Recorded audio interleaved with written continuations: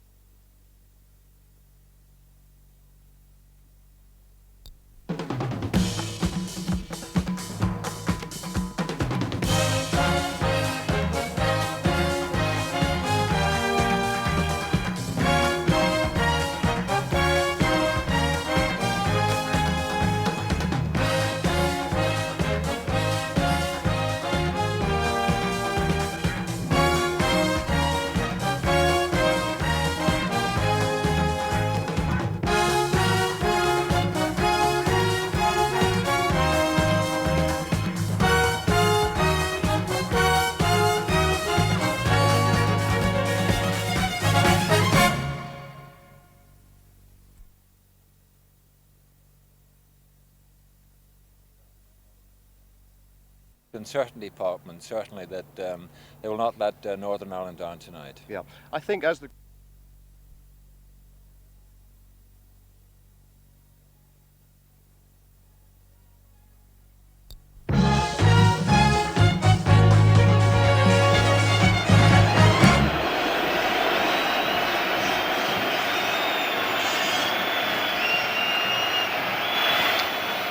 Well, welcome back to Wembley Stadium.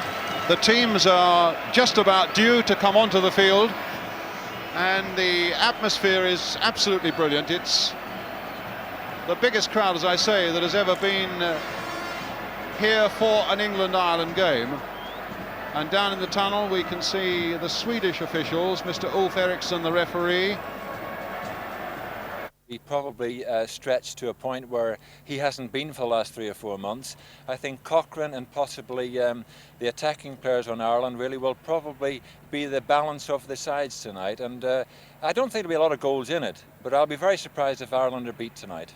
What about the English midfield, though, of Tony Currie and Brooking for the first time? Well, Brooking's had a lot of problems with injury over the last 2 or 3 months. Tony Currie really is a player on form at the moment, and if possibly McCreery can do a job in either Currie or Brooking really is not as mobile as a player of his calibre should be, and I really do think that England in the middle of the park don't have too much strength there, and I'm quite convinced that probably Mcllroy, Martin O'Neill and certainly McCreery will be too strong for the middle of the park. Right, well, you're putting a lot of question marks against England. You really think we can get a result? Well, I'm not really too confident at the moment. I haven't met an English person in the last couple of days since the team has been announced that is confident, and I think Ireland has probably got a better chance of qualifying for the finals or the quarter-finals in Rome next year than any time over the last 20 years.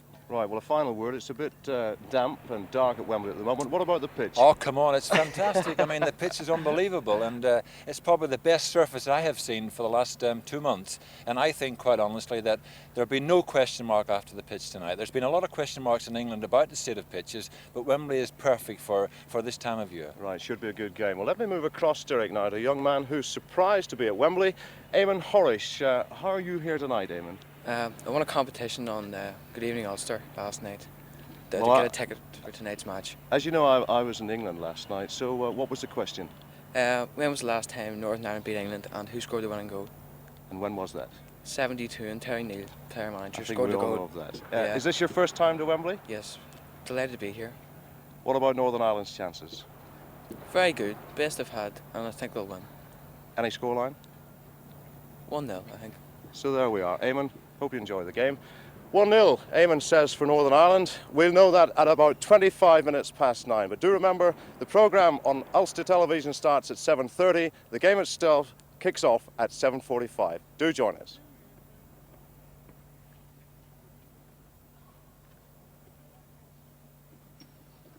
All right. Yorkshire, please.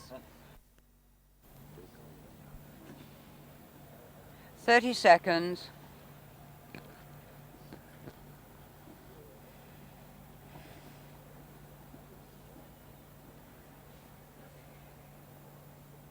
15, No turning back. 10, 9, 8, 7, 6, 5, 4.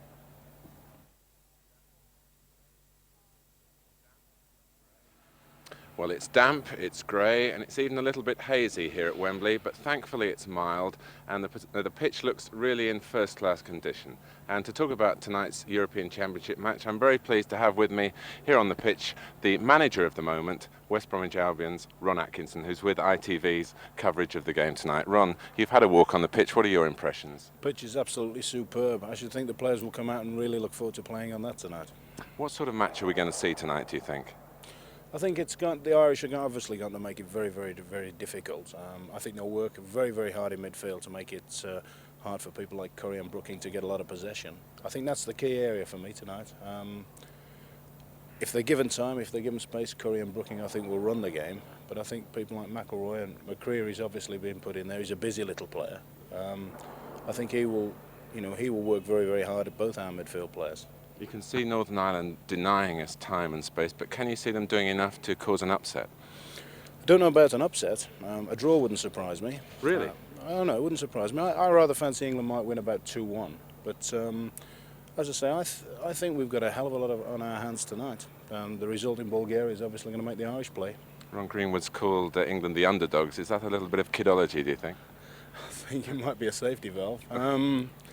You know, there's no way you can rate England underdogs here today. We've got the pick of the players in the league.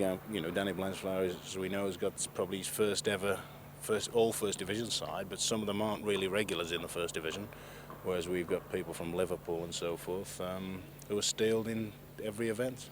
England have also got Laurie Cunningham on the bench. Were you surprised he wasn't an outright selection? I honestly thought he would start the game, but looking at the selection of the side, we've gone right back to the old guard. I mean, people like Ray Clemence, Peter Shilton's. Does that surprise you? It does. I don't say it's a weakness because I think both of them are tremendous keepers. But I felt Shilton would be in the side. And you might be keeping an eye on Tony Currie tonight with your game against Leeds coming up on Monday. Yes, well, in the last international, he was easily the best English player. And I'm hoping he can turn it on tonight and run himself out of steam for Monday. And a forecast tonight? I think England 2-1. Ron, I hope you enjoy the game and I hope you enjoy working for ITV tonight. Now back to the Calendar Sports studio.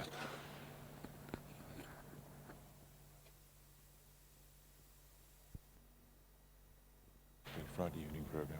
When's it start? Is it start? Oh, it's starting, yeah, we're going 20 weeks. It's great fun. How long is it? Half an hour. About 15 minutes of soccer and then 30 seconds. the second half week. What time is it on Friday? Friday evening's too early at the moment. That's just trouble. It's 5:15. Can we move you into the camera? I'm not doing that. And your... That's it. 15. Blonde the little people, don't you? Yes. 10, 8, 7, 6, 5.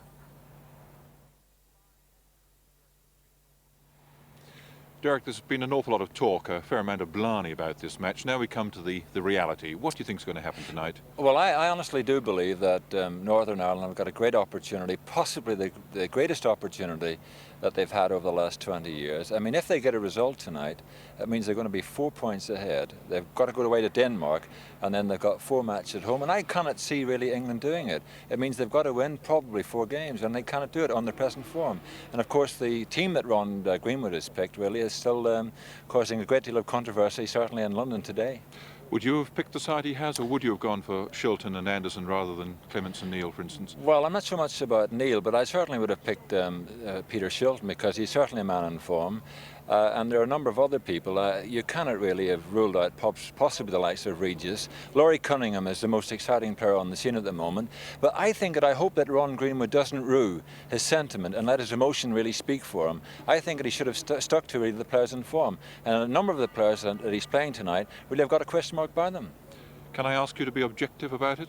I don't think it'll be very close. I think that possibly it could be a runaway victory, but at the same time, I'll go along with Blanchford. The Irish team really are playing with a tremendous amount of heart at the moment, a great deal of spirit, and I would think probably it'd be a 1-0 either way. Derek Dugan, thanks very much indeed. Not an unbiased view, I don't think, but still, you'll be able to see for yourselves whether Danny Blanchflower and Derek Dugan are right. Coverage begins at 7:30, it's live on ITV and it's exclusive on ITV. So don't forget, England v Northern Ireland on ITV exclusively, 7:30.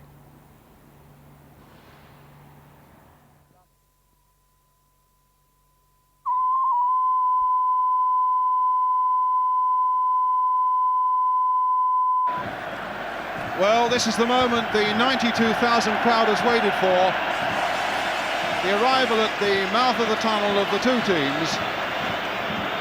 Hughes as the skipper of England, and the great Pat Jennings, goalkeeper extraordinary, as captain of Northern Ireland. And what a reception.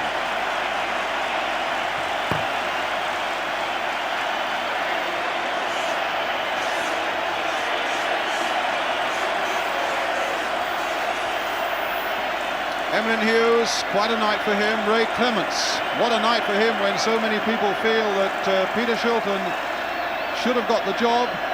Maybe overlooking the fact that Shilton, that Clemence is a great goalkeeper in his own right. Kevin Keegan there, and Trevor Brooking bringing up the rear for England. Is about to get underway now as Ireland get us away, attacking the goal to our left, and straight away a touch for the incomparable Jennings.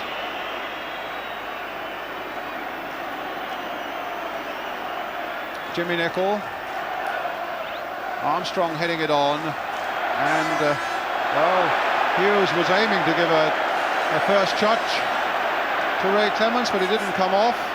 Thought he was impeded, I think, there by Caskey. Here's Caskey, number 10. This is Cochrane playing the ball through there for McElroy, and it was as well for England that Watson got across there. That could have been very dicey indeed for England, and it's a throw for Northern Ireland. McElroy again, and a deep long cross coming in behind the England goal for a goal kick.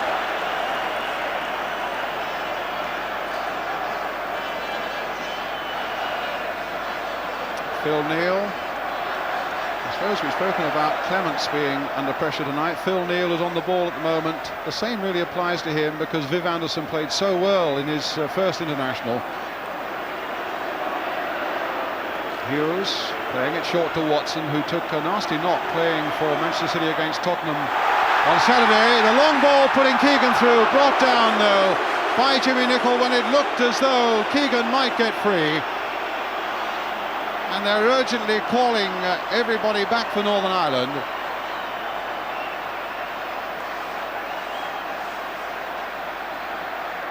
Well, England did well from free kicks in Denmark, from Brooking free kicks at that, floated in there towards Latchford, too high for him, and a simple touchdown for Chris Nicholl.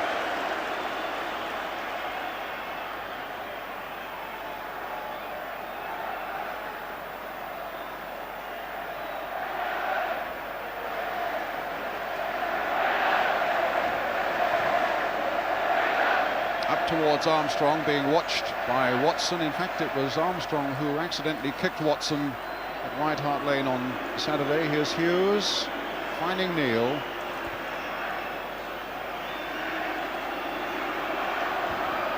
Playing it forward with a bit of positive play there by and Latchford given that ball badly straight to Caskey. What was he thinking of? And Armstrong's through, and a shot across the face of the goal, a weak one. And as well as for England it was, there's Jerry Armstrong there, it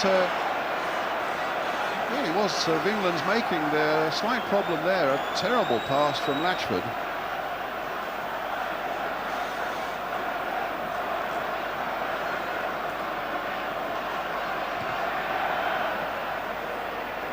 Nicholl versus Latchford. Nicholl's header. Armstrong nodding it down for Terry Cochrane of Middlesbrough. And Hughes playing it back again.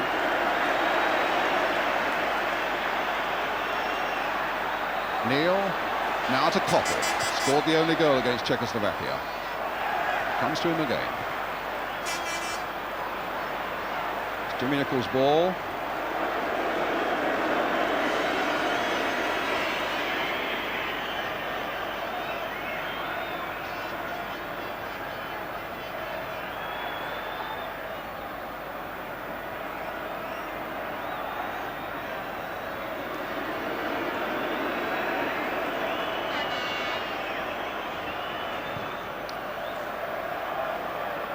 Armstrong versus Watson, and Watson judged it well. McCreery trying to play it through there.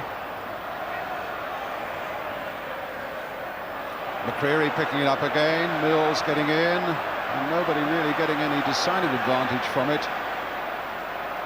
Cochrane to Mcllroy. Yeah, with a lot of skill, but it was Mills who cut out that poorish pass. And Currie, almost the first touch he's had. Brooking taken from behind. The Swedish referee won't allow that. And Brooking's already taken the free kick. And the referee, although he didn't see it, allowed it to go on. Allowed England a good advantage there. So it's with Coppell. Played for Neill. Hughes again, playing it in towards Brooking. Mcllroy closed very quickly on him, and Jennings there before Keegan.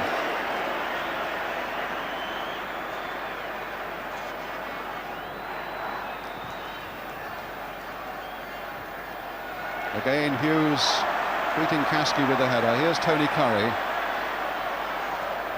Neal scored the only goal when England beat Northern Ireland here in the home internationals last summer. It's Latchford now for England.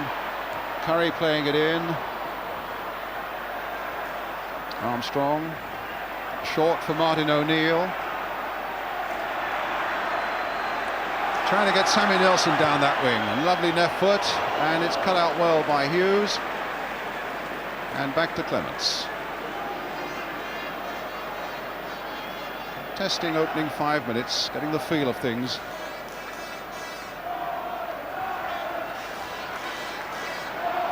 Mcllroy. Now Peter Barnes. Coming off Pat Rice's hand, and the whistle had gone. England, the Arsenal captain, Pat Rice.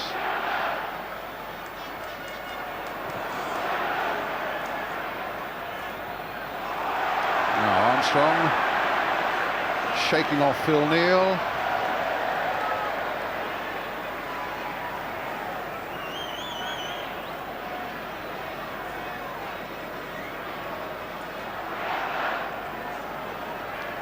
Jack Charlton. We thought Kevin Keegan maybe pulled back to play in midfield for England, but it's nice to see he's not playing there. He's playing up front, in fact. Well, he's right up there now as Coppell takes it up for England. Played in there towards Keegan. He wasn't a good cross for him, and he couldn't react quickly enough to him, but it very nearly came to him off Sammy Nelson. McElroy, McCreery. Rice has gone bounding forward. What a good run by him, with Cochrane outside him, and Rice continuing that run. But Hughes, who's let nothing past him yet, finding Currie short, and Hughes finding Mills. Brooking, nice touch. Now a chance for Barnes to run at it, and a chance for him to run at Nicholl. Keegan's outside him, and Barnes took it too far. Well, Keegan was beautifully placed outside him and had made the run right across his eye line. He surely didn't fail to spot him. Jack? I think Kevin's run was a little bit unfortunate there, actually, because Peter Barnes wanted to go down the outside, but Kevin took someone over that side with him and closed the space off he wanted to use. He's much better down the outside, Peter Barnes. Martin O'Neill. Cochrane again. Oh, he dummied Mills well. Watson had to do something positive.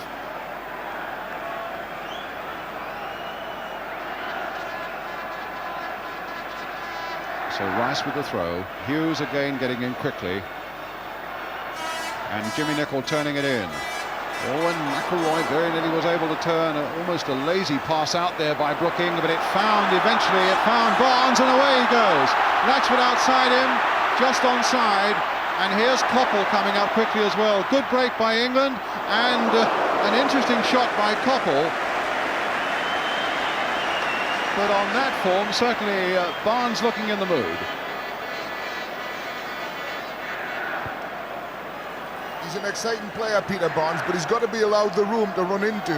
And England players have got to learn to clear the space behind defenders so that he's allowed to go on his own. He was cut off there, and he really should have been allowed to go a lot further. shot from Coppell, as we saw, always swinging a little wider than it looked from this sort of angle.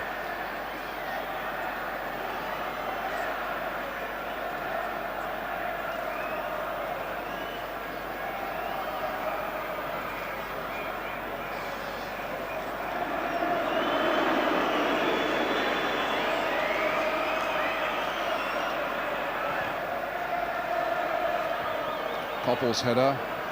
England basically with 4 men in the midfield. Of course, Currie and Brooking, the dominant characters there, but Barnes and Coppell both filling in the wings from deep positions, and just Keegan and Latchford up front. Watson. Now Keegan. Oh, and it might come for Keegan. But he hasn't got a lot of support in the middle. Now Brooking's arriving, played back there by Keegan towards Currie, and Northern Ireland get it away, and here's Terry Cochrane running at Mills. Now at Hughes. The finish wasn't there. Currie. My word, Currie's got himself into trouble there in England too. McCreery now finding Cochrane, and again big Dave Watson, his header a good one with a lot of distance to it, and Brooking taking it up with a Coppell again making a great run down the right for him. Keegan going through the middle. Here's Coppell hitting lower this time towards Keegan. Can he hit it and turn it? He can. It'll come for Barnes, and down goes Jennings. Well, it was probably as well for Northern Ireland that Keegan's shot was blocked, and Barnes, in fact, couldn't quite find enough power to trouble Jennings. But a good, positive break by England.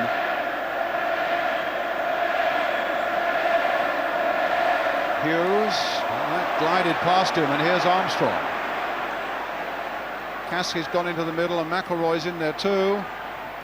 And that's a corner for Northern Ireland. Or is it? No, it's a goal kick. Well, we've spoken about England in terms of Keegan, in terms of Barnes.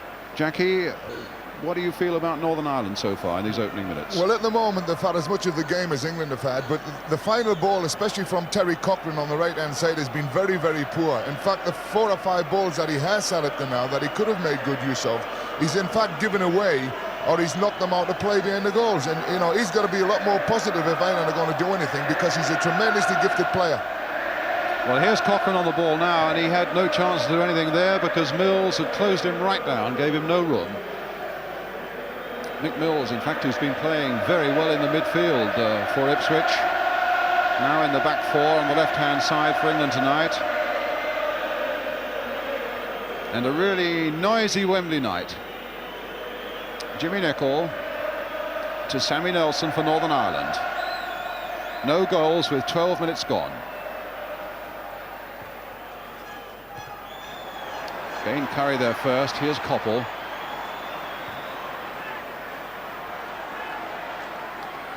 Armstrong played back for Martin O'Neill, and Phil Neill sending Brooking after that. Keegan, that's a good ball, and Keegan, that's got the crowd going. Dummying Nicholl, beating Cochrane, finding Brooking.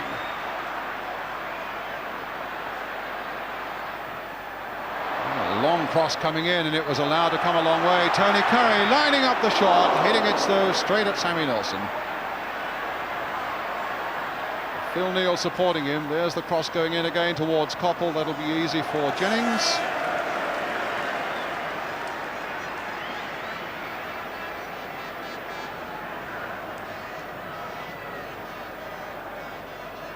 Mcllroy.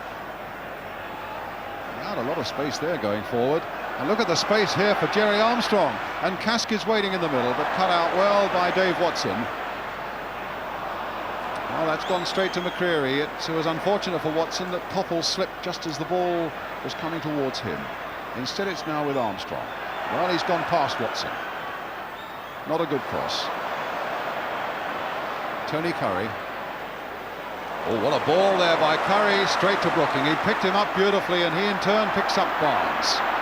Faced by Nicholl, obstruction and a free kick for England. A lovely ball by Tony Currie, Jack. Yeah, that's what Tony Currie at his best. When he looks up and he sprays the ball about, he's got a terrific range to his game. But that's one of the positions out there on the left that may cause a few problems for Ireland, because Jimmy Nicholl isn't the quickest fullback in the world, and Peter Barnes is a little bit sharp for him, and we're going to see a lot of fouls on that side of the field tonight.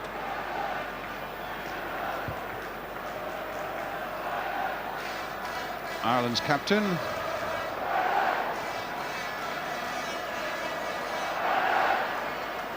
Jerry Armstrong's header.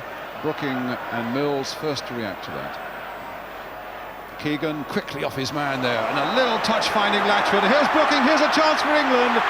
Latchford going on, Jennings coming right to his goal, out of his goal, and crossed in, and in the end it was Sammy Nelson who had to put it away.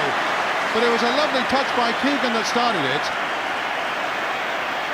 And a corner for England, which Barnes will take. Keegan's right in there. Brooking, who also played a good part in that move, and Nicholl with the header away. But Ireland for a moment were dreadfully exposed there, something like a 3 against 2, as England came forward, offside there by Brooking, and a free kick to Northern Ireland. If England are going to cash in on crosses tonight, they've got a chance with Big Dave Watson coming up, because they've only got really Chris Nicholl in the centre of the midfield at the back, and any crosses are going to be 2 big fellas against 1 here tonight, and it could be interesting if they throw the right sort of balls in.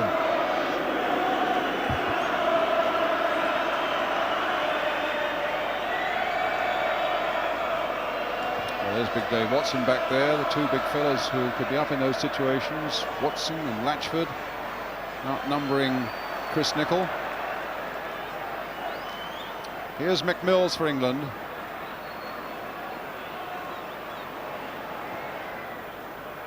Keegan, well-timed jump. I think everybody felt that McCreery would stand on Keegan. We've had no evidence of that yet.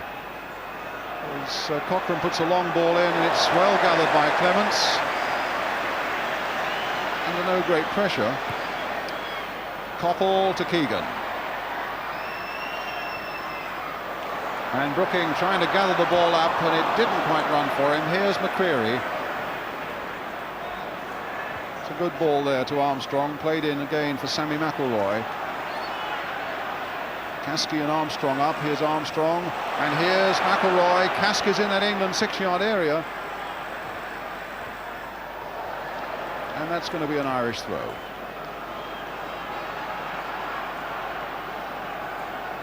Big Dave Watson there, keeping an eye on Jerry Armstrong, as Sammy Nelson, who throws a good long ball, aiming maybe towards Armstrong in that 6-yard area. Well, in fact, it's Martin O'Neill and Clemence coming out and having a word or two with his defence, with Phil Neal in particular. Martin O'Neill way off the mark with that shot. A goal kick for England, 16 minutes gone. Big Bob Latchford up front, being watched by Chris Nicholl of Southampton.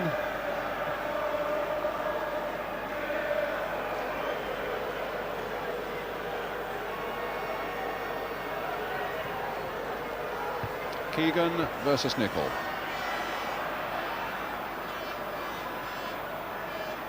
And Rice, the way back to Jennings, is cut off. Mills, nicely guided header for Barnes, played in here for Brooking. And Brooking didn't get a touch on that. Mills did on that, but it falls for Cochrane instead, and that's an England throw.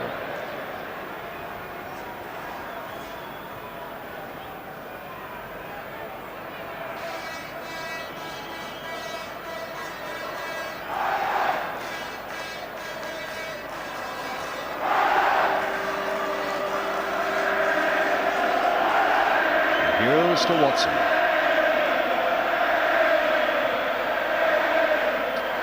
Barnes Jennings chasing that, but he has no hope of getting that.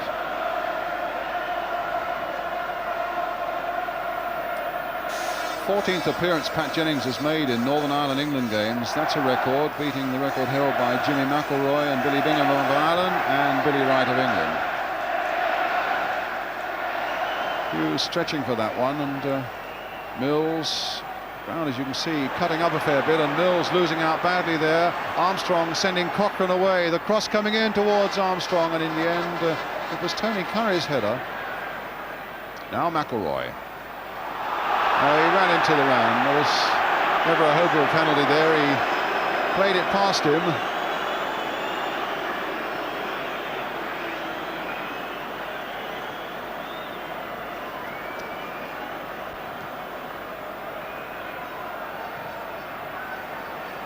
Currie. Well, in fact, it was Chris Nicholl's determination that's got the touch there. Hughes finding Coppell. Played in firmly there. Latchford played it on, but it was too firm for Keegan.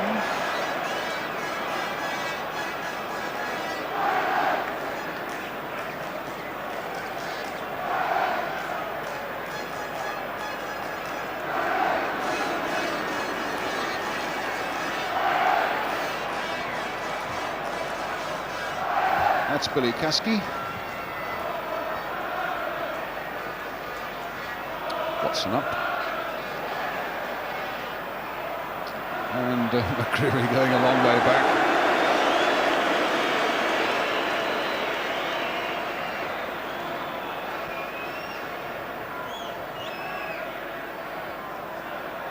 That'll fall for McElroy. Currie trying to make something of it, but I think has given away a free kick. He has. A free kick to Northern Ireland. Irish bench. Blanchflower with the hat on in the middle. Quite satisfied, I would think, with the way his side is shaken down to this Wembley game.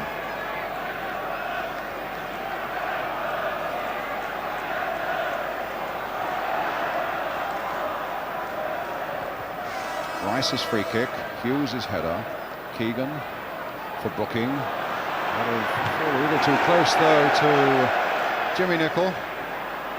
Now McElroy. Cochrane. And Watson didn't really get a positive touch there. Barnes coming in. Brooking just touching it on. It'll fall for Latchford, and now for Coppell. One or two promising things have developed from Coppell down this right touchline. And here's a pass for Latchford. Supported here by Tony Currie. And Neill just nicking out the foot there, but Neal and Currie between them making a bit of progress here. Phil Neill for England with the cross. And the header superbly saved. My word, Coppell's header looked as certain against a lot of goalkeepers it would have been. But Jennings' reactions not for a moment let him down. The cross by Neal, and look at that brilliant piece of keeping. In fact, it was too good a header, that, Brian. If he had deflected it, it would have gone in. Well, here's the corner. Brooking with it. Mills right in there. The fist of Jennings didn't reach it, and a goal kick.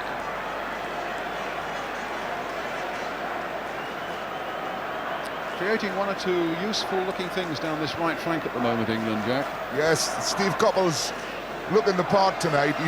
Currie likes to feed someone out wide on the right with balls, and Phil Neal's backing him up well, and it's giving him a lot of space down here, and all the danger that England created has all come down the right-hand side. It's interesting to see in the Ireland setup, though, that Sammy McIlroy is being played up behind the front two to get up there and support them. Armstrong going for this one, but not controlling it. Watson with time to consider one or two things, and then he plays it straight at the Irish centre forward. Back it goes to Ray Clemence.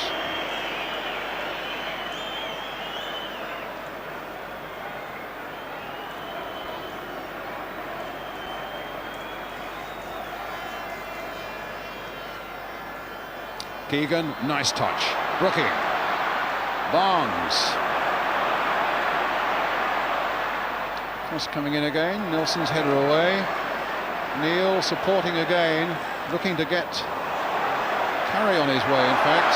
And a foul there by Neal on Caskey, and the Swedish referee coming across, whistle in mouth.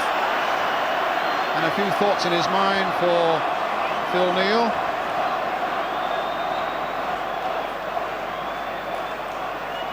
Good strong lad, Billy Caskey.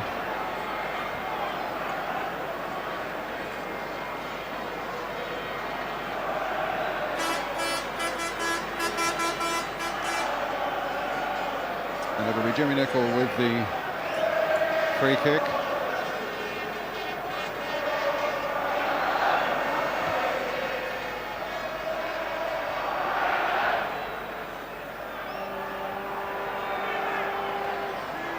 Coppell played back for Neal. He'll go back to his Liverpool teammate, Clemence.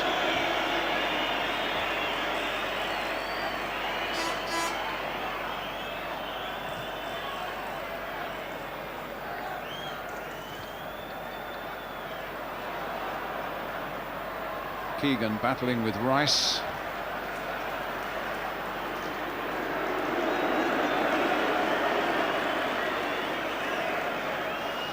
Manchester United's Jimmy Nicholl.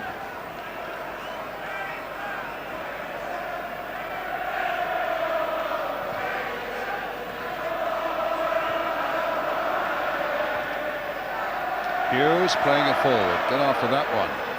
He says to Keegan, and here's Keegan with Barnes outside him. Brooking's gone through the middle there in an onside position. In towards Latchford, in towards Coppell. And it was Nelson who got that away. O'Neill getting it on its way. Mills intercepting for England. Here's Phil Neill for England. Played wide now for Coppell.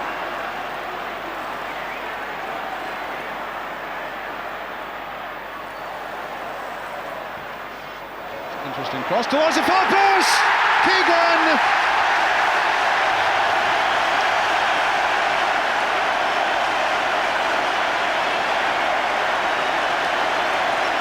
Well, the smile of Keegan, the cross of Coppell, and Pat Jennings just beaten to the punch there by Kevin Keegan's head. Jackie? Well, that's exactly what we said what might happen. See, Chris Nicholl's anchored at the far post, and Jimmy Nicholl's the one who's having to take the near post, and he's not a good marker in that area. Keegan didn't really know what had happened to that ball, but he was left with a free position in the middle of goals, and that's exactly the way I thought goals might come tonight. I think there was a bit of shoulder in it as well as head, but it's put England into the lead 1-0 with 25 minutes gone. The scorer Kevin Keegan, and here's Sammy Nelson now for Northern Ireland. Nice backward header there by Martin O'Neill, but coming to nothing. Coppell again, who really has looked good. Shoving the back by Armstrong, and he got away with that one. McMills just sticking out a foot. Cochrane trying a back heel, but to no avail. Barnes almost tripping himself up, and then losing it in a bad position there to Terry Cochrane. And it's Mills to the rescue there again for England to stop that ball coming in. Barnes turning it back. Brooking playing it on. Keegan onside once more. But Chris Nicholl back for Northern Ireland.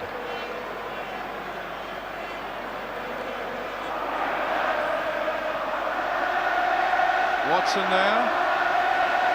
Now Mcllroy for Northern Ireland. Beautiful mover. Very skillful player, Sammy Mcllroy. But finding it difficult to lose Phil Neill. There he is again.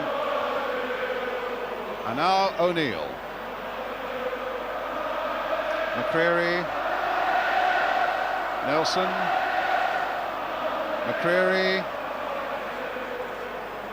He's wrinkled his way past Phil Neill, but he couldn't get a shot in. Turned back there towards Mcllroy, and there's no offside, and a corner given. I think England half stopped there, thinking that Mcllroy was well offside. I thought the goalkeeper was a little bit fortunate there to get away with that, actually, because I don't think he really made contact on the ball. He seemed to make contact on the player. And I've seen penalties given for a lot less than that. Well, Mcllroy will take the corner for Northern Ireland. And Chris Nicholl is right up on that England line. There he is, making life very difficult indeed for Clemence.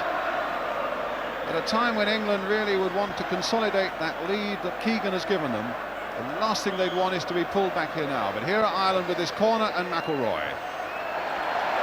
Well, it was Latchford header that got it away. Rice just a little too slow there. But nonetheless, it's Cochrane who puts it up, and I think the flag is up on the far side. It was as Caskey and Clemence clashed. Oh, my word, what happened there? And, well, I think Armstrong is saying that Hughes, in fact, fell without being touched. And I think the knowing look of Ulf Eriksson would say the same thing. You see it? Well, maybe we can have a look. Maybe we can have a look and see exactly what happened there. Well, a bit of a push, but certainly, I'm sorry to say, but Emlyn really made the most terrible meal of that, and it does him no credit. But no yellow cards, no names were taken, and here's Hughes on his way. And now there's a gap at the back as Cochrane takes it up. And Mills getting in.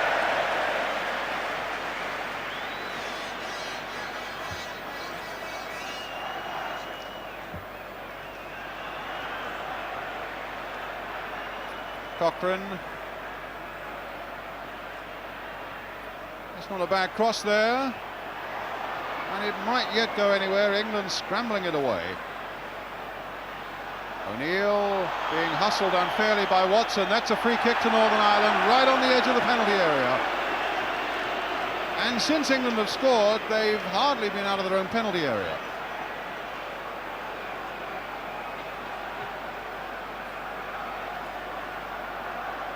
So Martin O'Neill going into the England penalty area. It's going to be McElroy or Nelson. 3 men in the wall. Coppell, Brooking and Currie. Nelson running over it. And a curler! Oh my word, it went against the post from McElroy. Well, that was an amazing stroke of luck for England. It completely fooled them, and now here's Armstrong coming through. And England just cannot get that ball forward. They've got a corner now, Northern Ireland. What a good free kick, though, by McElroy. We'll quickly see it before this corner's taken. Curled in there against Clemence's post. Here's the corner now. Jerry Armstrong with the header. And Caskey couldn't react quickly enough. Jack, you've been trying to say something in all that excitement. I'm a bit worried about Ray Clemence. He seems to be... that ball that was curled across there, he seemed to just let go. And he's not been very, very positive at all inside that box tonight. I'm just a little bit worried about him. Currie, and back it goes to the aforementioned Ray Clemence. Well, that's Currie, but Clemence... Certainly, Jack's right, he hardly moved for that McElroy free kick.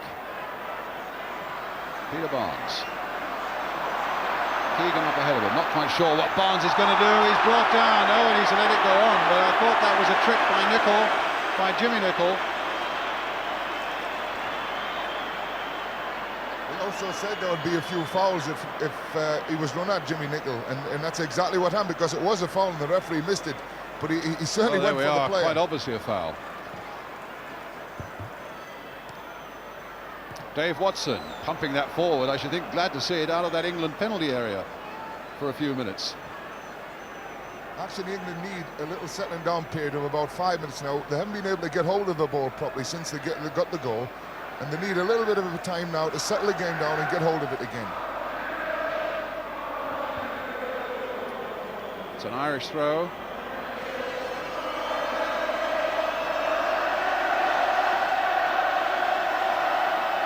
Cochrane, Coppell's going in there. It's an England throw off Pat Rice.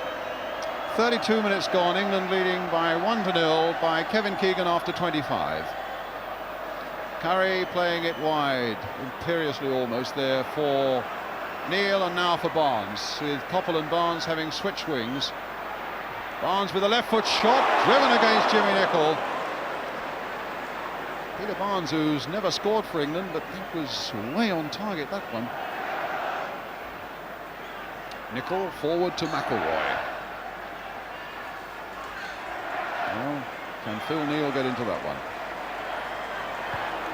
He can, and he finds Brooking. Lets that run in that characteristic way of his. Finds Keegan. Swept wide for Coppell on that left wing. With England front men lining up, but Pat Rice's header.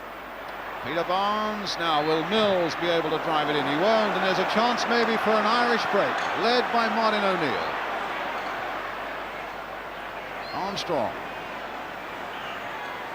Getting past Neal. Lining up a shot maybe, being forced across that area by Dave Watson. Rice. Cochrane. Well, that'll come for Keegan. Latchford going for it, but slipping and stumbling. Terry Cochrane to Sammy Nelson for Northern Ireland. Dave McCreery. Mcllroy. And here he is again. Certainly looked Ireland's most accomplished player, I think, Mcllroy, so far tonight.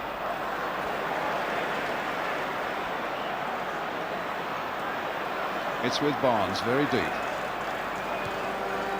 Keegan, again trying to come off Chris Nicholl. And Nicholl not only beats him, but tries to set up an attack himself, but it's England's ball. Oh, I think it's... Mr. Eriksson has given it to Northern Ireland.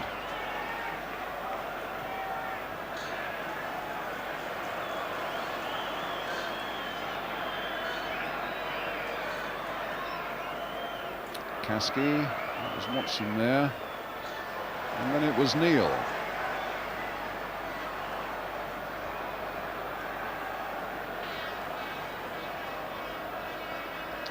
Mcllroy.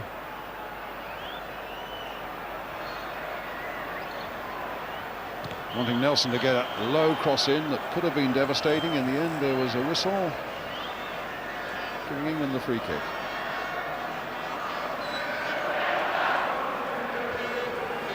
Yes, Jack. Sammy McIlroy certainly been the pick of the Irish players tonight. He's playing a good position for Sammy McIlroy. He's sort of free behind the front two and allowed to go and pick up the positions he wants to pick up. And he's very good at going forward on the ball. And he pulls the England defence around a lot. And he's certainly the most effective Irish player. Keegan, a lovely touch now for Latchford. A block-busting left foot shot, but causing more trouble for the press photographers than it did for Pat Jennings.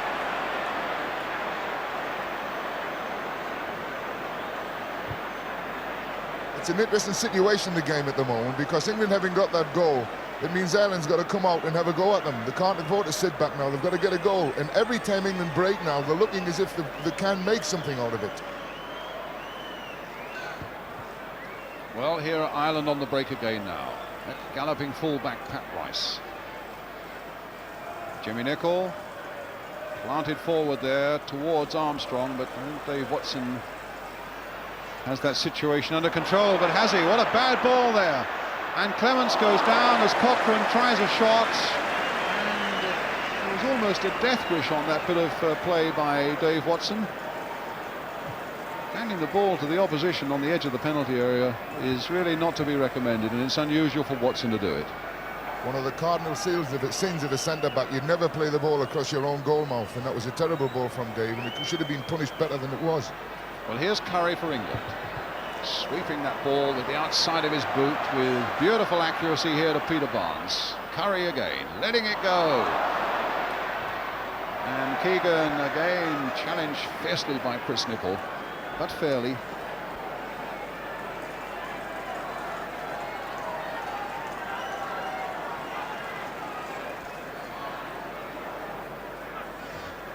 Currie once more. Played forward towards Keegan. Oh, that was a miscalculation there by Kevin Keegan. He thought that he could let the ball bounce and get it before it reached the byline, but it gathered a bit of pace on this dampish turf. It's been a miserable day all day in London, with a lot of mist around about lunchtime and some drizzle that has given a gloss to this surface.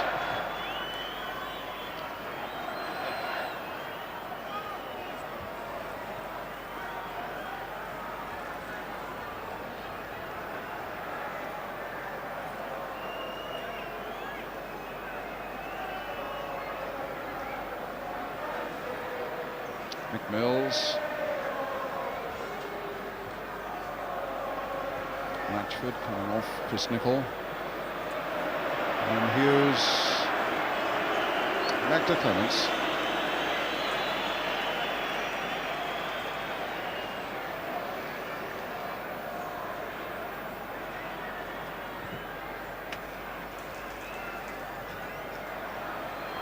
Nicholl winning it in the air.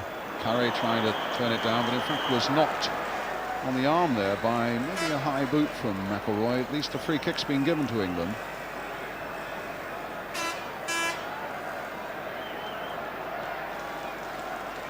Mcllroy there as the free kicks floated in towards Keegan. Latchford had come inside though, and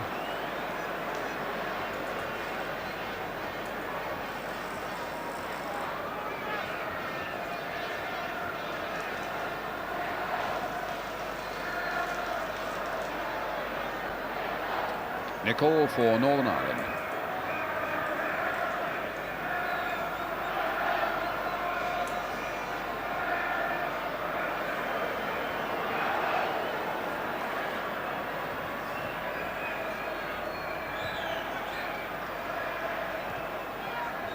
Now Mcllroy, stopped by Watson. Currie and Watson getting each other's way now. Currie finds Barnes, Keegan going wide, Brooking going through the middle, Barnes going on his own, onto the left foot, and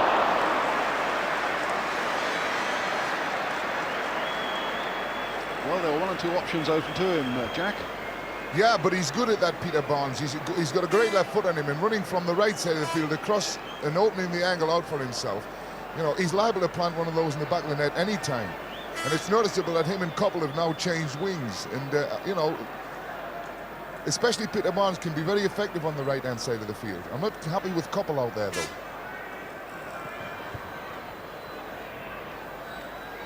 Nelson's header. And Watson will slice that kick, but Hughes got a good firm header in, but it only comes to Cochrane here. And Rice needing to change direction quickly. Cochrane for Northern Ireland.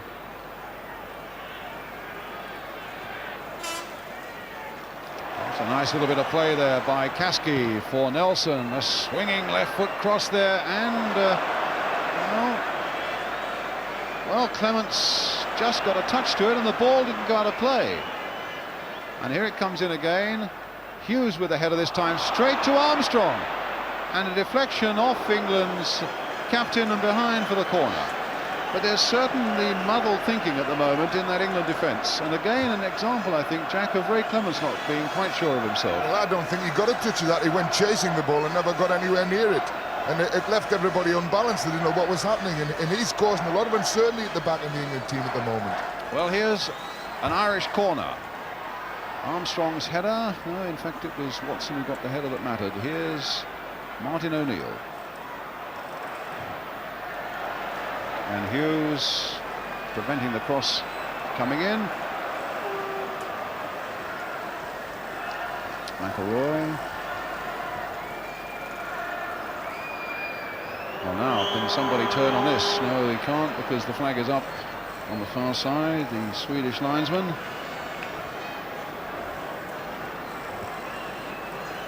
The two Irish forwards, Armstrong and Caskey, have battled away with not to a great deal of effect.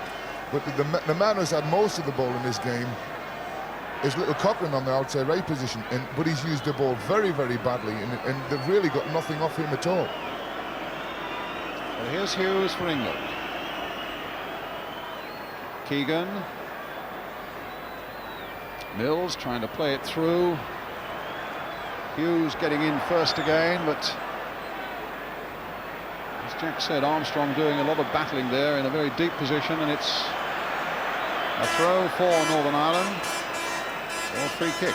Indeed, it's a free kick for the foul on Jerry Armstrong.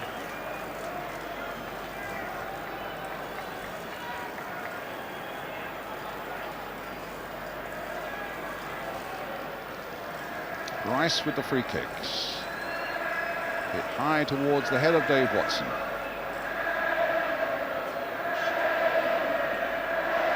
England, of course, these 2 points behind Northern Ireland, but they've played one fewer game. But Ireland have played a couple of difficult away ones in Bulgaria and in the Republic of Ireland, with a nice string of fixtures to come at Windsor Park. It's really imperative for England's chances of qualifying for the European Championships in Rome next summer, not this coming summer, in the summer of 1980, that Ron Greenwood's men win and get 2 points here tonight. Well, they're 1-0 up with about 2.5 minutes to go to half-time.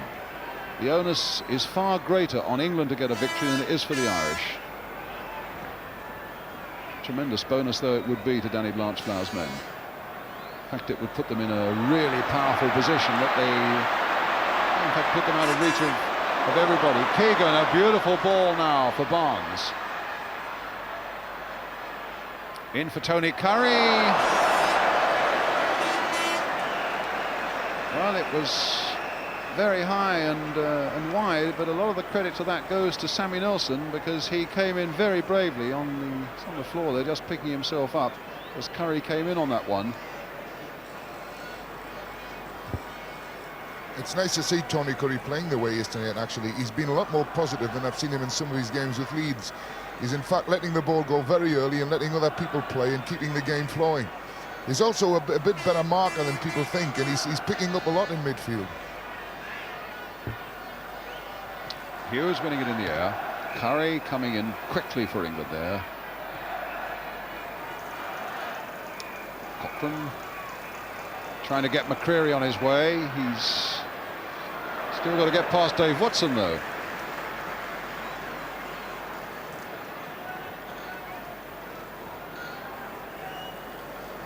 Jerry Armstrong, Dave McCreery, Pat Rice, and Martin O'Neill on that far side.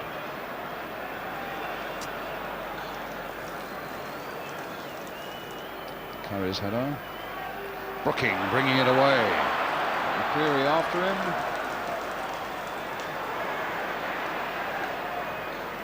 Brooking again. I think a little bit worried that West Ham had so few games in the last 6 weeks or so. Nobody's had many, but West Ham have had fewer than most, and feeling he might be a little bit rusty. But it was a nice ball for Coppell, played in now towards Mills and then Keegan, and Keegan really didn't control that. Well, I don't think he was expecting it there, Brian. It was a sort of a half-hearted shot by Mick Mills that finished at Kevin Keegan's feet. Had he been expecting the ball, he would have probably controlled it and stuck it in the back of the net. It was a terrific chance because he had a lot of room there. And that's the half-time whistle. Right on time.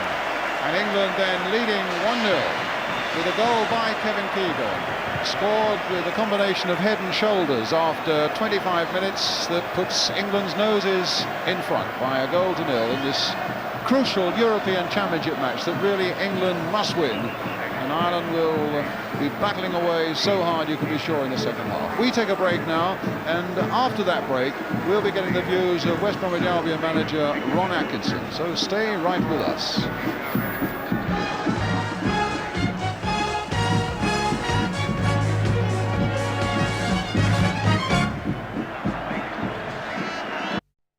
Terry Cochrane, the number 11, to do that. We're now waiting then for the start of this second half.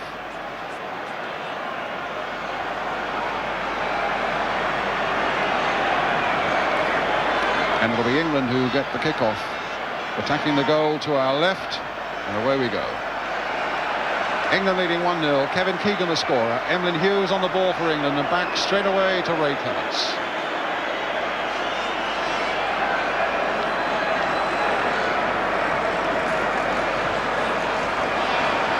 That's a kick that's going straight to Cochrane. Shoved off the ball unceremoniously there was McCreery by Currie. Here's Peter Barnes doing the thing that Jack Charlton likes him to do. A lovely little flick though for Keegan, and a good cross by Keegan to the far side, and the header coming in, and it's there by Latchford.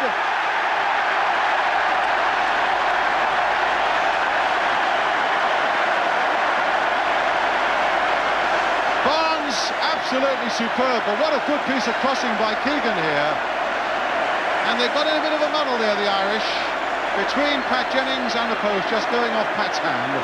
And within a minute of the start of the second half, England have given themselves some breathing space. Jack. That was one of the best crosses I've ever seen.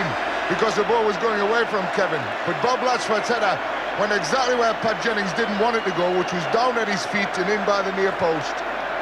And he's not everybody's cup of tea, I think, as an England centre-forward, Bob Latchford, but he scored in Denmark, he scored in Dublin, and now he scored here at Wembley. The 3 European Championship games that England have played so far in this series, Bob Latchford has scored in each of them. So 2-0 England. Hughes chasing this back. Linesman, in fact, was flagging on this side, but Ulf Eriksson, the Swedish referee, said let it go. England in possession.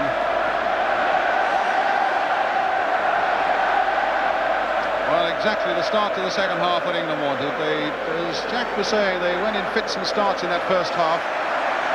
Keegan getting past Jimmy Nicholl. Played in short again towards Latchford, and my word, he nearly got another touch in there that mattered.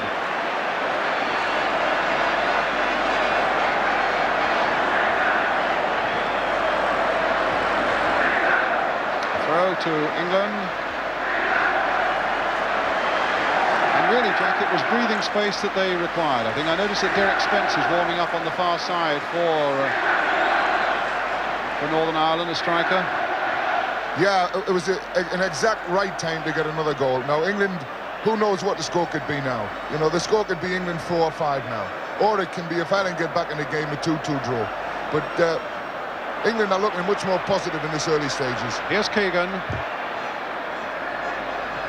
McElroy away. Watson's header falling straight though for Ireland again. It's Martin O'Neill making a good positive break there, going past Watson that time, but Phil Neill was covering well.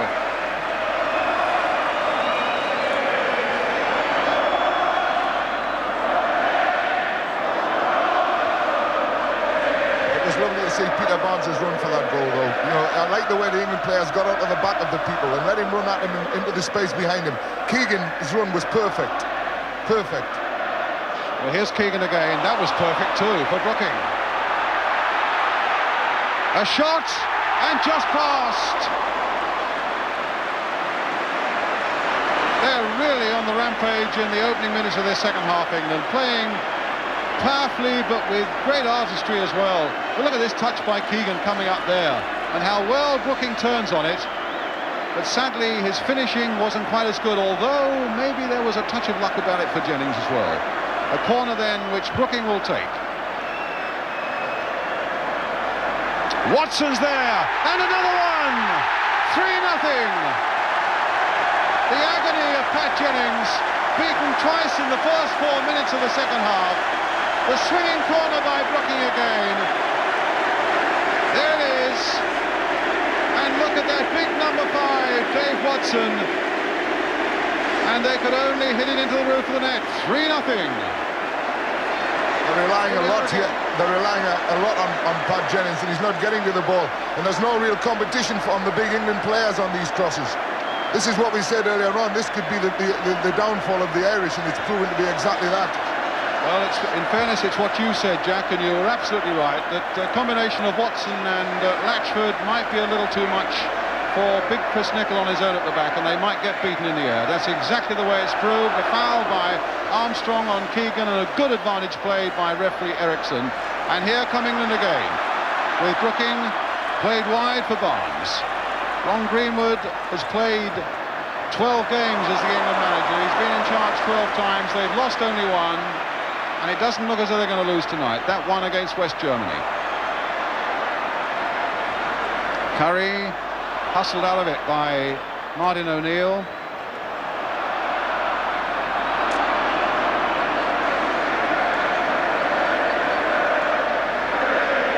And Ireland are going to bring on a substitute. I think they're going to take off maybe Cochrane, is it? No, it's going to be Billy Caskey coming off and Derek Spence coming on.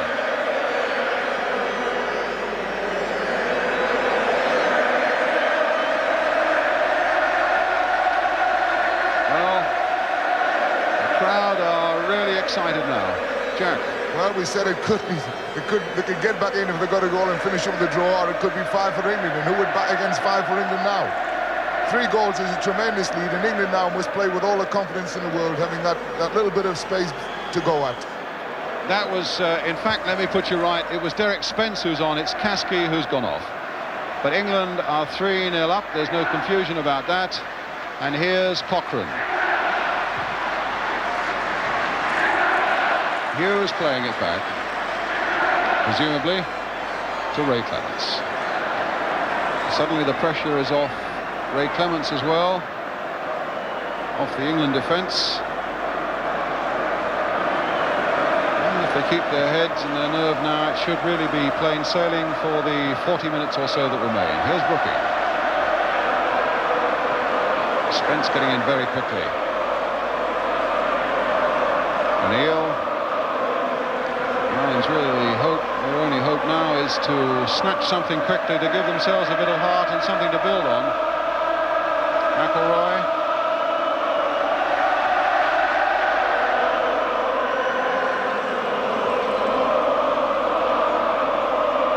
O'Neill.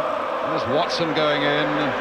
Well, there have been 1 or 2 question marks against 1 or 2 things in that England defence, but by and large, apart from one aberration I remember in the first half, Watson has been superb, and Chris Nicholl conceding a corner there. And Keegan there wanting to take it quickly.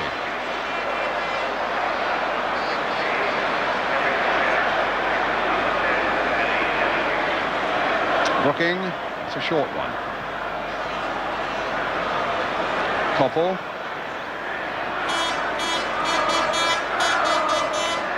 And Currie offside.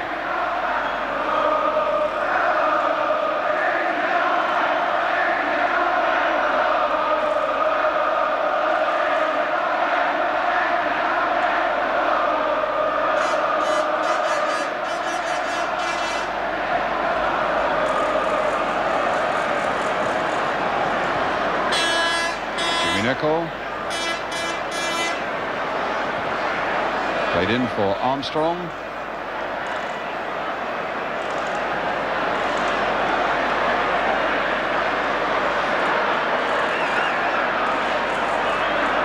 McCreery. Finding Cochrane. Now can he find a good cross as well? That's a much better cross. And it's coming now for Mcllroy. Now for O'Neill. Mcllroy again, with men lining up in the middle. O'Neill. It's a good cross again, and again Big Dave Watson's there to get it away for England. Coppell versus Mcllroy, with Mcllroy in possession. Still with O'Neill, now with Mcllroy. Currie slightly committing himself, the cross coming in, Mills, right-footed, getting it away. Keegan up above them all. Brooking trying to make it as well. It's Cochrane instead. And now with Nicholl. Nelson to Jimmy Nicholl. Forward to Spence, the substitute on for Caskey. Coppell's touch for Barnes. Keegan surrounded by Green, but a little back heel. Finding Coppell, and now here's Latchford. Brooking's right up there. There's a nice pass there for Peter Barnes. Coppell with the shot, and it was Rice who had to hook that one away. It could have gone past Jennings so easily. England's throw. 10 minutes of the second half gone. Barnes trying to wrinkle his way out of that corner, does so, and finds Coppell. Ball ran kindly there for Coppell. Here's Emlyn Hughes. Brooking. Well, that might be an interesting ball inside the full-back, but it was spotted quickly by Jennings.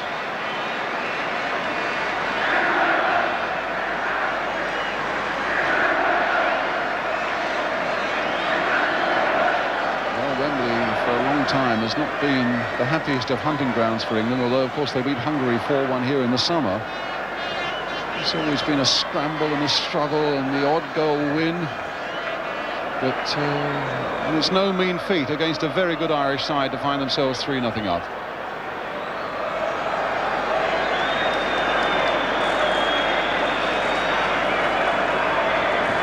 It's amazing how much more time the England players seem to have on the ball now. The time to look and time to do what they want to do. And, you know, things can only get better for them from now on in.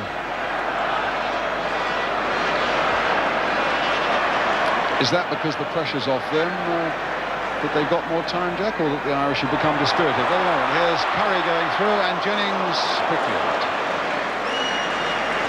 It's, you know, your tails are open and you do things automatically now, simply, and you suddenly find yourself with time and room to do it. And people don't seem to be closed down quite as quickly.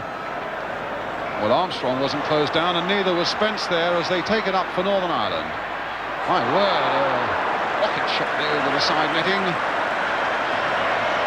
Optimistically, Derek Spence was claiming a corner. I don't think Ray Clemence even saw that one.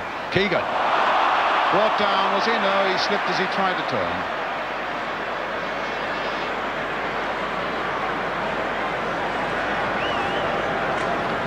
It's an Irish throw.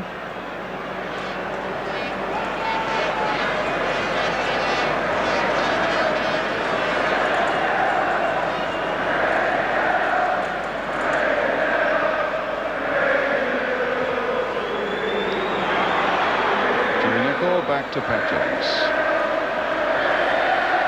It'll be interesting to see what sort of a show Tony Currie turns on now.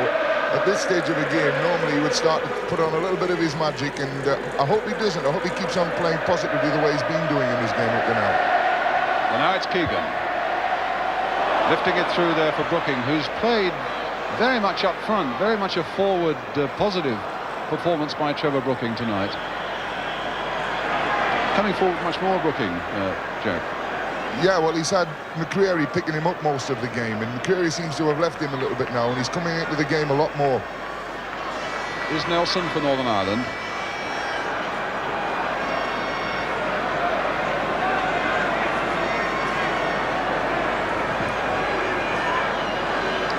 Chris Nicholl underneath this one, but heading it straight down to Tony Currie. Well, that wasn't the sort of magic you were thinking about. No, I think he knew what he wanted to do, and he just slipped as he went to do it. Well, Barnes said thank you. A little bit of Irish confusion there, and England get a throw.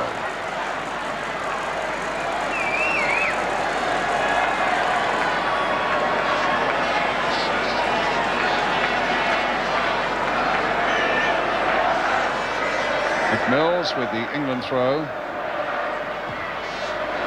Now an Irish throw.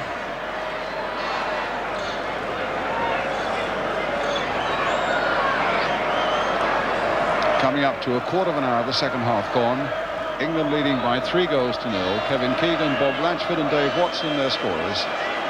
2 goals really in the first 4 minutes of the second half. Really, I don't know about killed off Ireland, but certainly made it very, very difficult for them. Mills to Brooking, a guided header there to Currie, but he was hustled out of it by O'Neill. McElroy picking it up and finding Jimmy Nicholl. Armstrong chasing after this, but Hughes nicely in control.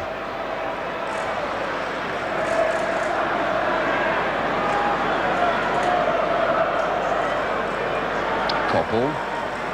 The ball kept in play, but only just. Chris Nicholl not fooled by Keegan's dummy. And now the ball out of play for an English throw.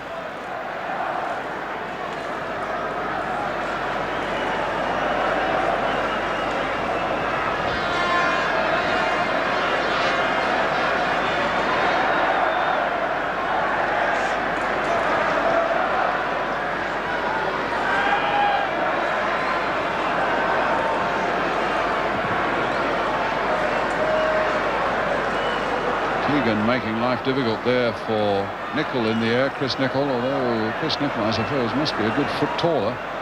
Jimmy Nicholl finding Martin O'Neill for Northern Ireland.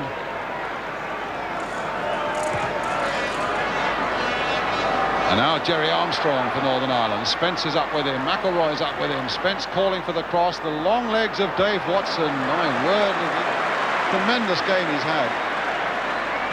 Here's Coppell.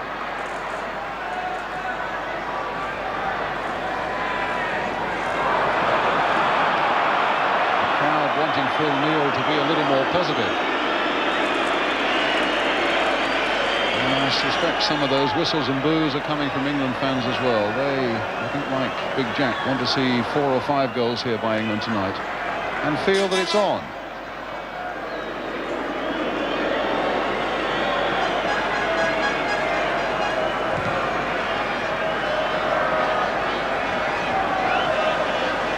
Mcllroy.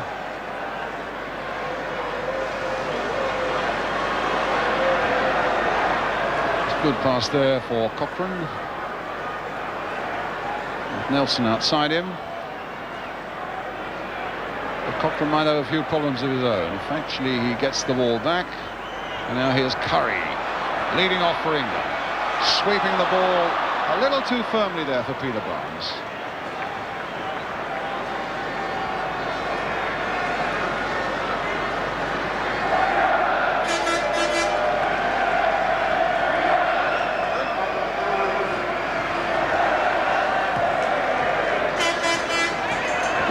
O'Neill.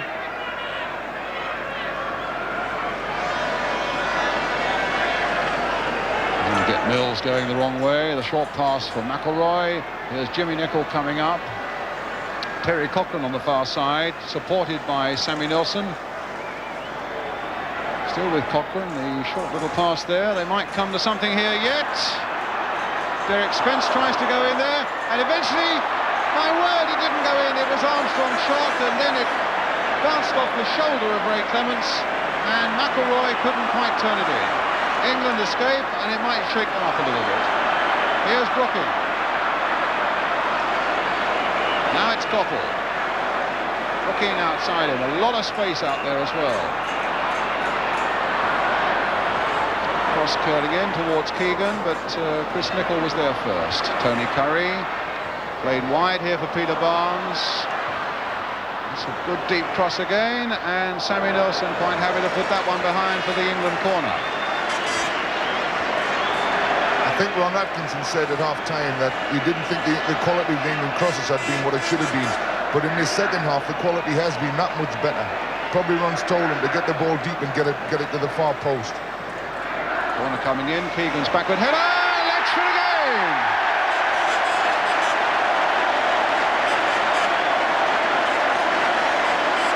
Well, that really was the old 1-2. Keegan really had to, small though he is, he had to stoop to make a backward header with that one. Brooking's corner, Keegan stooping down, and Latchford from close range. Number 4, Jack. But it just shows, you see, Jimmy Nicholl's out there again with him. And Jimmy Nicholl doesn't really know how to handle this sort of situation with Keegan. Well, probably they were expecting a long, deep England ball. They pulled a 5-card trick on them and played it short and sharp into the near post. And it was terrifically well worked. Keegan's run was lovely. So much for England being the underdogs, according to Ron Greenwood. A great bit of kidology. Not that I think anybody was really fooled by it, but they have really dominated this second half. Ireland had as much of the first half as England, but no doubt who's been bossing this second half. 3 goals in the opening 19 minutes of the second half. They've killed off Ireland without any doubt at all. Here's Rice.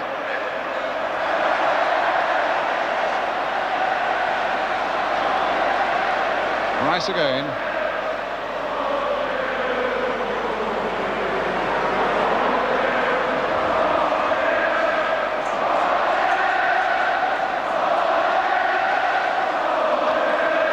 Neal.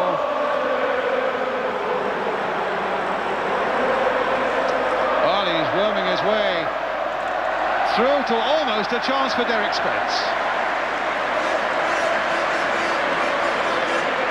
Neal did well to fool McNeil's in that way, and now it's England attacking with Phil Neal.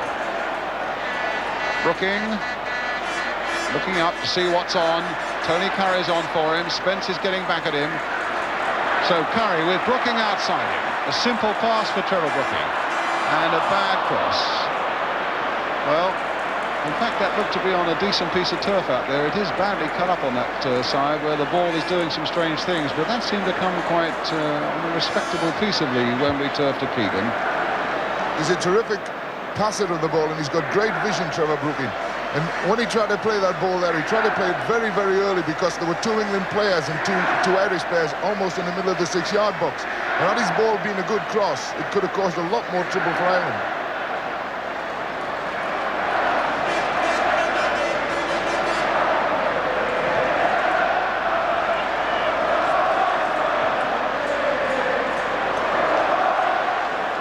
Watson and Mills. And Keegan offside. Not a lot in it, but enough. So Keegan sportingly goes to get the ball.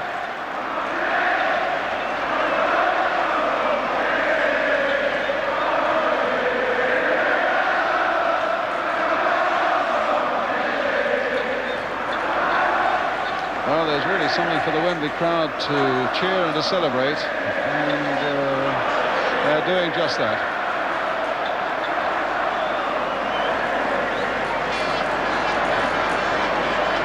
So McCreery. It's now with Cochrane in a bit of space. And now Brooking, looking up, again to see what's on, finding Peter Barnes with an inch, perfect ball. Keegan making a run across him. Latchford's looking for his hat-trick and has gone away out to the right. Barnes might be prepared to go on.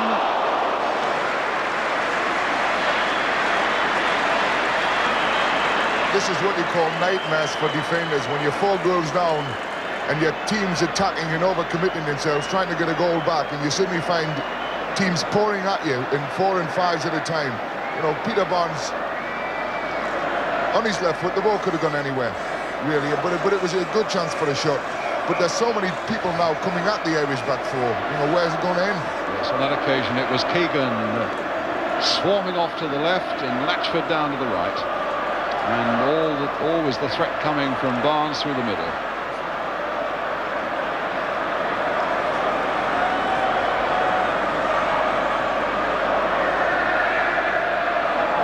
Here's Brooking again. Well, he's left them for dead there. Oh, what a pass there! And it might come yet for Keegan. Latchford was on for his hat-trick then. A beautiful ball by Brooking, and here's Barnes. Played for Mick Mills and played wide of the goal.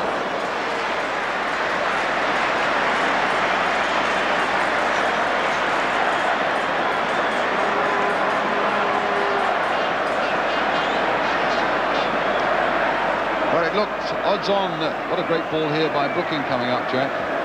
Yeah, but he's got good vision and he can see these things. This is not the first time he's played that sort of ball for England. But his strength, he's a strong lad and he's a good runner forward, and he sees what's happening at the end of his passes. And, you know, I mean, he's dropped a little bit off McCreery in this half, and he's playing much better now. He's getting much more time on the ball and being able to come forward with it. Now it's with Latchford. Back towards Barnes, and the ball fell nicely for him off Martin O'Neill. A back heel for Mick Mills. Currie wanting it, and Currie getting it. Here's Mills. Here's Brooking. Coming at him from all angles now. A deep one. And nodded in there, but the whistle had gone. Coppell offside.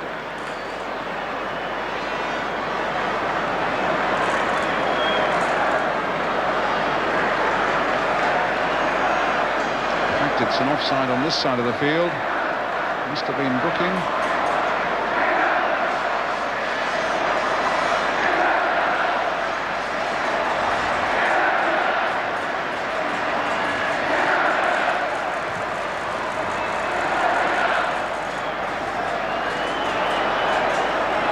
And Neal back to Clemence.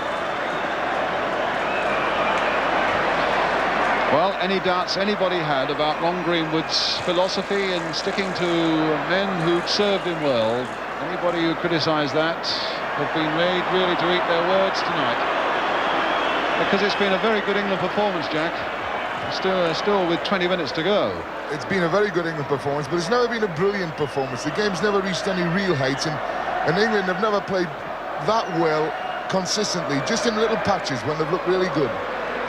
Here's Spence, the substitute, not getting the better of Emlyn Hughes, and Hughes is on his feet again. The ball out of play for, I was going to say an England throw, but there was a foul on an Irish player, giving them a free kick.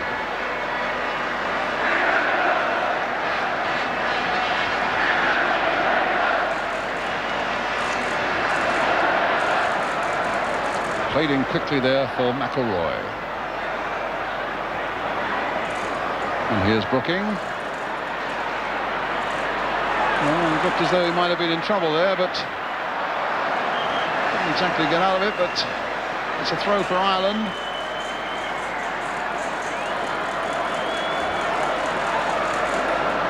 So Cochrane. Now for Rice. Straight to Brooking. Strange ball that. And the linesman was flagging for some strange reason as an offside. And good refereeing again by Ulf Eriksson as Coppell now finds Phil Neill on the far side.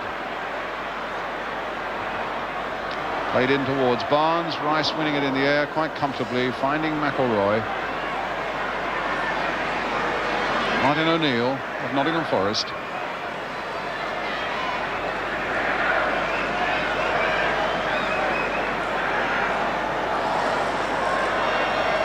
Armstrong ahead, Rice coming up. Not quite the same conviction about Ireland coming forward in the second half here as we saw so often in the first half. But O'Neill with a cross and a little too high for Spence and a goal kick.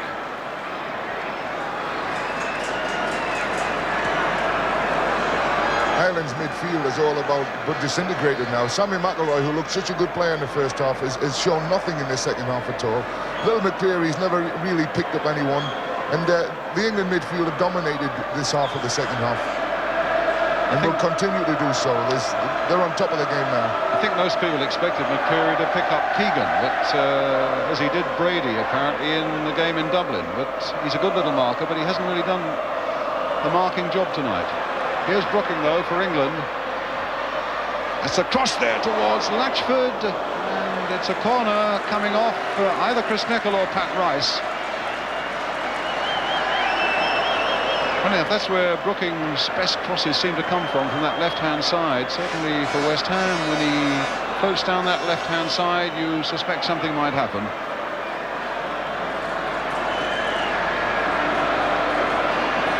This is corner played for Coppell, tried to catch it on the volley. Latchford trying to get in there, and Currie is in there, kicked off the line though.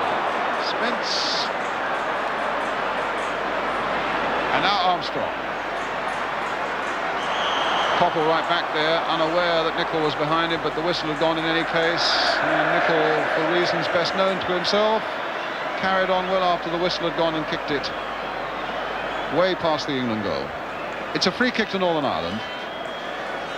It shows you what you can happen though when you've got a big fella like Latchford in the middle and your thumb balls into the middle of the box. He puts Pat Jennings under a tremendous amount of pressure there on that ball, and all Pat can do is knock it down, and it goes to Currie, who really, you know, he struck the ball well, and it could have been another goal. He's kicked off the line there, as we saw in that slow motion replay, and now we're here with Martin O'Neill. And a free kick going. That looked a little harsh. In fact, it looked very harsh.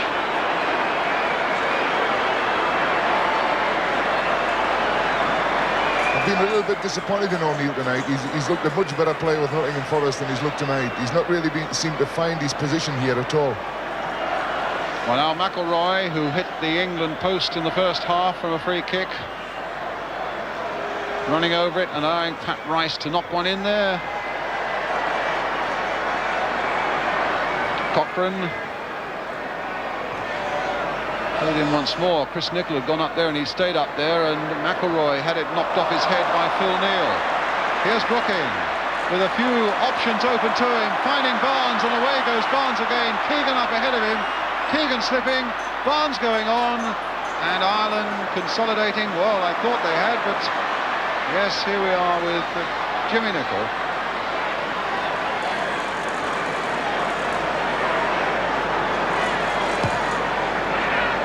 Spence. They've really battled against the odds up front, Ireland, tonight. In the first half, Armstrong and Caskey, hard though they fought, they really didn't make a great impression, and the same goes for Spence and Armstrong now. Neal playing it forward. Look at the space there for Tony Currie. He's gone past McCreery as though McCreery didn't exist. Played in beautifully now for Brooking. Is the shot coming in this time? Well, it really wasn't powerful enough. Brooking with a half-hearted appeal for a penalty against the hands of Chris Nicholl.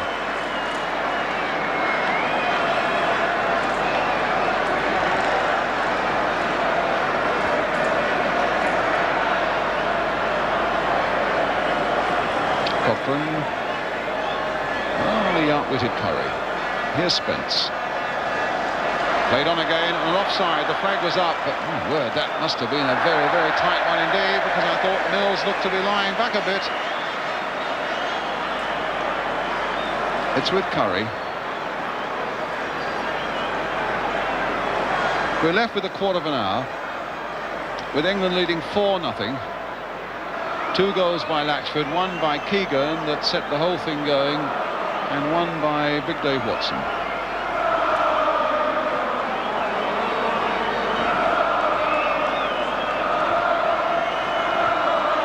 Latchford, Currie,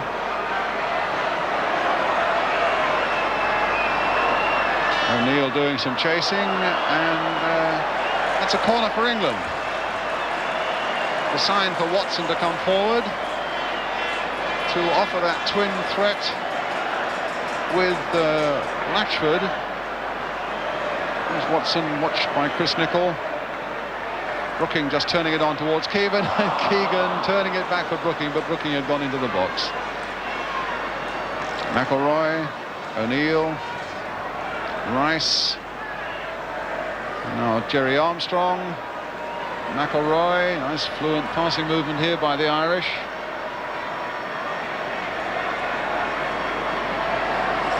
Rice played into Spence, and well, at least it looked as though it was being played into Spence, but again Watson was in like lightning, and again he tried to play the ball across his own penalty area. And Brooking right back there, as that ball could so easily have fallen to Cochrane. And again you point an accusing finger at Dave Watson, because it was his pass in the first place that really put England under pressure. Sammy Nelson. It's extraordinary, twice he's done that in this game now, Jack. Well, it's amazing the number of people who do get pushed towards the touchline, who think that they must play the ball back in field. I know they have to play back in field, but just to hump up the line is a much better ball.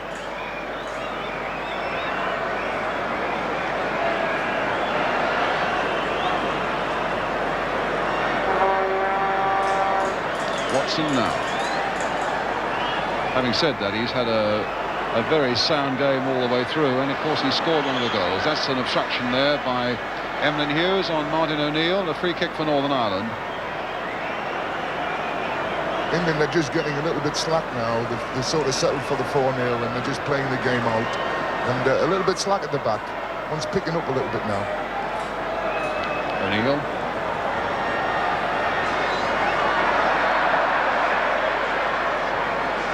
Rice.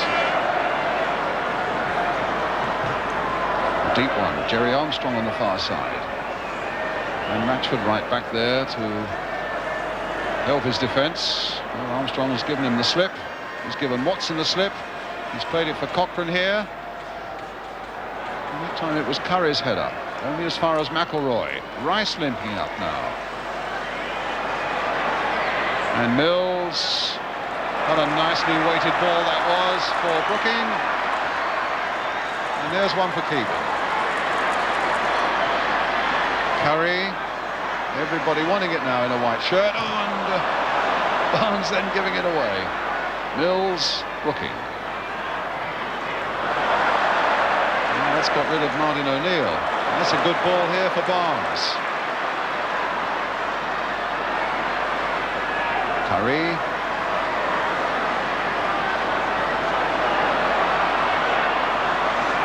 Mills. Straight at Brooking. And a rather belated whistle from the referee, claiming it was a handball against Brooking, and a free kick for Northern Ireland. I'm surprisingly, and I think goals do count in this competition, you know, and as we proved in the World Cup against Italy, we didn't get enough goals, and it's at this stage, in this stage of the game, that wasn't a very positive move by England. They spent time when they could have played the ball into much more positive positions, and they could do with the goals. It's Currie to Latchford.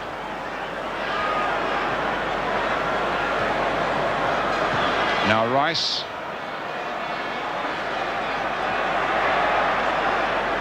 O'Neill to Spence. And now for Spence. Oh, the chance was really there. You saw it perfectly from our angle.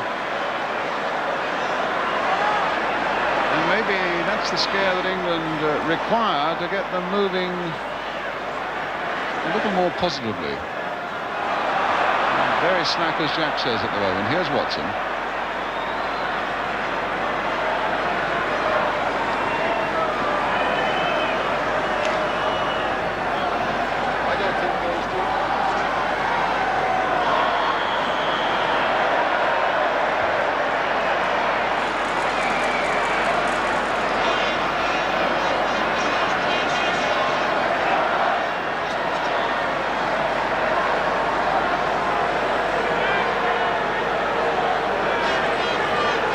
England's free kick.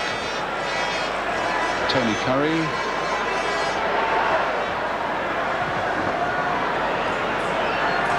Armstrong. And an offside against Bob Latchford, who had a hat-trick in his sights.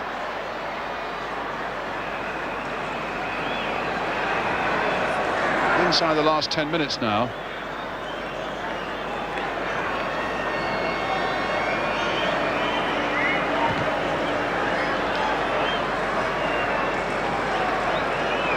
Jerry Armstrong. Cross that straight at Clemence.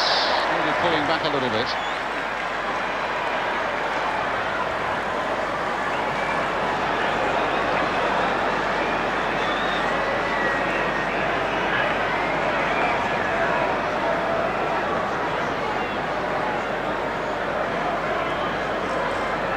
Coppell for England.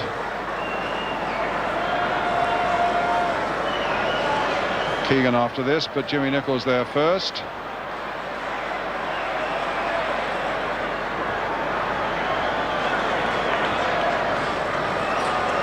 Game has developed into a strange pattern at the moment. You feel that Ireland are incapable of... They're bringing on another substitute. They're taking off Terry Cochrane.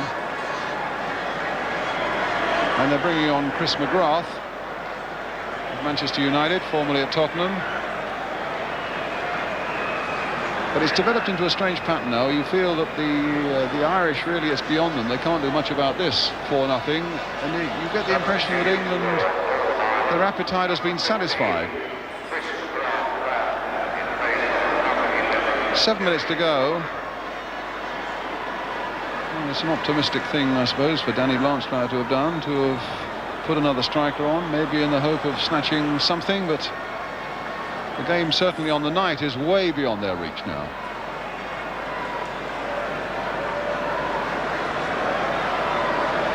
I like to send people home happy. When you've had a good performance like England have had tonight, you know, to let the game die at this stage, it seems a shame to me. I'd much rather they went on and were positive and maybe got another goal or get a couple of more chances. Nicholl with the shot and a weak one.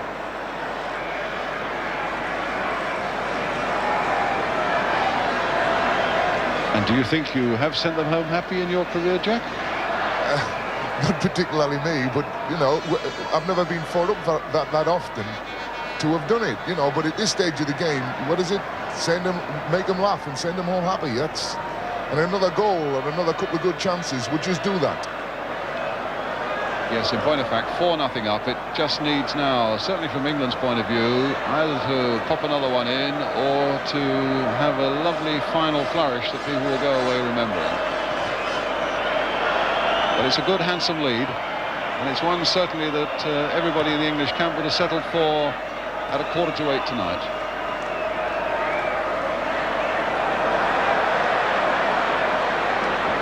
Currie battling away. Indeed, the Irish have battled away. It's a free kick for England, though. A foul by Martin O'Neill. And it's with Emlyn Hughes now. Brooking almost lazily forward there for Keegan. Here's Currie. Well, that's going to fall for Coppell. Neill. Brooking.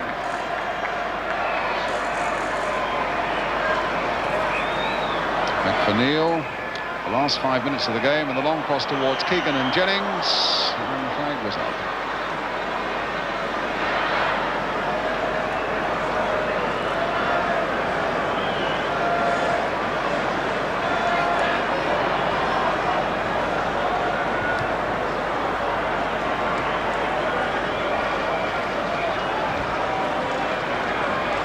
McElroy nicking it on there for Spence, and now for Chris McGrath, almost the first touch that the second Irish substitutes had. It's stopped though by Neal. Here's Coppell. Spence, who's done a lot of battling since he came on as a substitute, trying to get in there. Keegan's pass through. Look at Jennings right out there. A good 7 or 8 yards outside his own penalty area, and that's a good piece of play there by Steve Coppell, trying to get the ball back into that penalty area quickly. Well, we almost send them home with something to laugh about there. That was a great bit of thinking by Jennings to come out as quickly as that, but equally a tremendous piece of thinking by Coppell. It was a laugh by Bob Latchford there. If he had connected with that header, he might have got his hat-trick.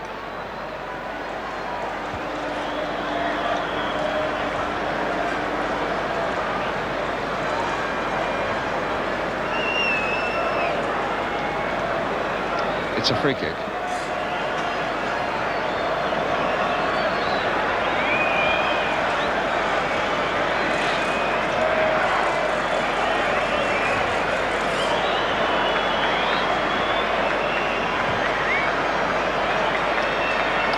4 minutes to go now, and England cruising.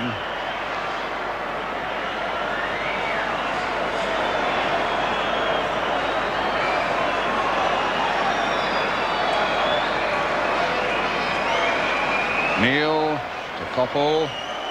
Played in for Neal. Here's Brooking. This is for Barnes.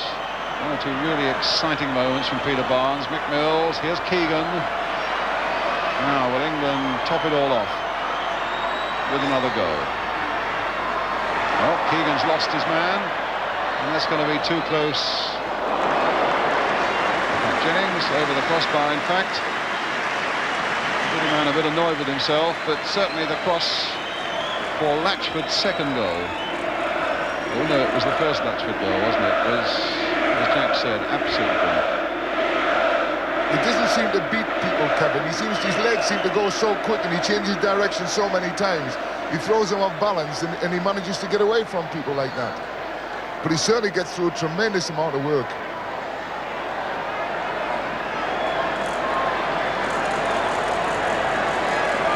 Mills with the throw, back for Watson.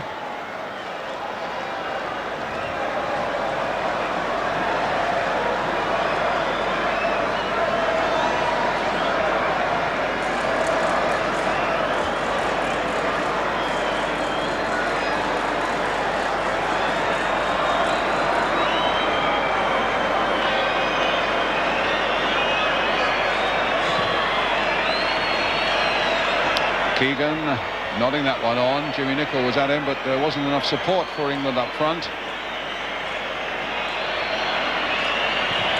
And the game really now just going through the formalities of the last few minutes. Hughes getting there before Spence, with Mills supporting him, and Clemence supporting them.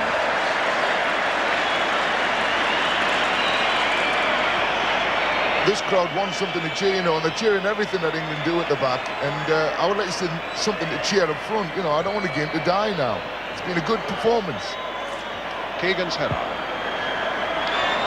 Latchford a little bit off balance there, under pressure from Sammy Nelson. McGrath stopped in his tracks by Currie. Played in again for Latchford. Here's Brooking. McCreery was at him.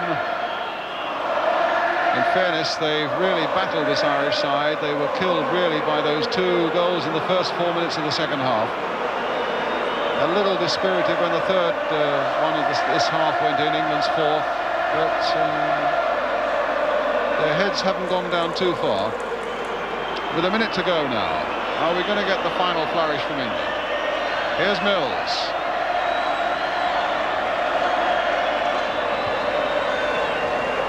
Keegan dummying, but not fooling Chris Nicholl. Spence